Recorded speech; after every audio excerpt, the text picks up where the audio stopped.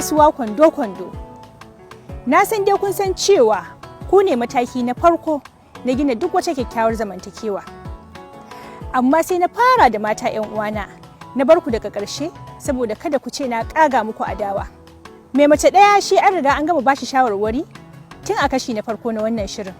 Yanzu wannan babin na mai mace fiye da ɗaya ne ko kuma mai niyyar zuwa ƙaraye. Ya ɗan uwana, ya kamata ka sani cewa tun a lokacin da ka fara neman aure, wato aure na 2 ko na 3 ko na 4, ya kamata ka san cewa akwai matakan da ya kamata ka kiyaye domin a samu zaman lafiya. Akwai sharuɗa masu ƙarfi da addinin musulunci ya aje, wanda kafin mutum ya auri mace fiye da ɗaya dole sai ya aje wannan sharuɗa. Mafi muhimmanci a cikinsu shine kada auren mata ta biyu ya haifar da tawaya wani daga cikin haƙoƙin mata ta farko. Shikenan tana zaune a gidanta da ɗaki 2 da falo, sai ka ce mata ta tattara kayanta ta rage ta koma ɗaki ɗaya, zaka kawo wata mata a ɗaki ɗaya. A mazhaban malikiya misali sun sharɗanta ma har hanya ma sai ka raba musu, wato kar ya zama kicin ɗinta daban, har hanyar da take bi zuwa waje sai ya zama daban. Ma'ana dai kamar kowace tana da apartment ɗinta kafin ka ce zaka ƙaro mata. Ya zama mai adalci tsakaninsu. Manzon Allah sallallahu alaihi wa sallama yana faɗa mana hadisin Abu Dawud, mutumin duk da ya auri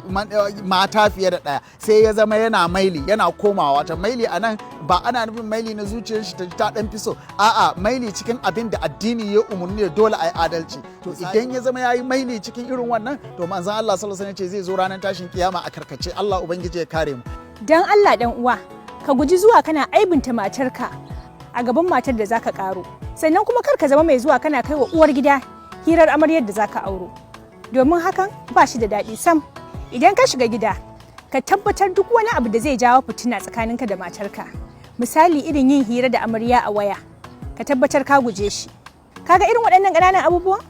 Wallahi a mafi yawan lokuta su suke tunzura mata har a dinga samun saɓani. Bayan da za a haɗa mutum biyu, dole sai ka karkata ɗaya.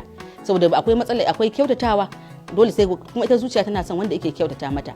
Sannan akwai cewa akwai kissa, tunda kowace mace da akwai irin kissarta. To amma kuma kai a matsayin ka namiji sai ka daure, wataƙila in kun keɓe duk abin da za ka yi sai ka yi kai da ita. In kyautatawa ce, in ma me, in ka ce kana ƙaunata din ne duk sai ka faɗa mata. Babban abin da yake kawo cewa mata suke jin zafi tun ma kafin a mazo ma batun kishiya, daga an ce za a mace kishiya take ɗaga hankalinta shine kishiyar nan ya za ta zo. Babban abin da mace ba ta so namiji ya juya mata baya. Wani namijin kafin ya aure zai fara cewa ai ni yanzu na san ne aure, ko ni yanzu na san zan aure. To wannan yana kassara zaman lafiya a cikin gida. Ko kuma duk abin da suka yi da matar amaryar ko uwar gidan ya kwashe ya gaya wa ɗaya.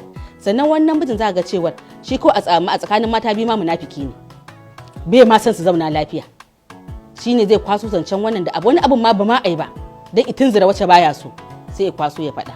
Sannan kuma in har kana son kuma matan ka zauna lafiya, ba adalci da ake cewa adalci ba wai adalci maganar ko rabon kwana ko adalci maganar abinci, a'a adalci akan su biyu in sun samu saɓani. Adalci idan ya zo a su biyun, da wacce kake son da wacce ma kake jin santa dan kaɗan, tunda ba wanda zai zauna da mace baya santa sai dai halinta. To da wacce kake ganin cewa santa ɗaya ɗi ragu a zuciyarka, to idan an zo kan magana adalci sun samu saɓani, ka daure ka cije ka yi adalci a lokacin. Ka ba mai gaskiya gaskiya, ka ba mara gaskiya gaskiya, ko da zaka ji daga baya ka ba mara gaskiya na haƙuri a ɗaki. To amma dai a dai fili akan idon wannan ka yi adalci. To idan har da wannan adalcin ka yi shi a fili, to ita kanta mai wacce ma take da tsokana za ta zama ciwon ta daina. Idan gida ɗaya za ka ajiye waɗannan mata naka, to ka tabbatar ka cika duk sharuɗan da za su kiyaye zaman tare. Kar ka dinga fifita ɗaya a gaban ɗaya, kar kuma ka dinga nuna wa ɗaya soyayya ƙarara fiye da yadda kake nuna wa ɗayar a gabanta. Kar ka yadda ka zama munafikin mata, kar ka bari karfar baka ta ruɗe ka.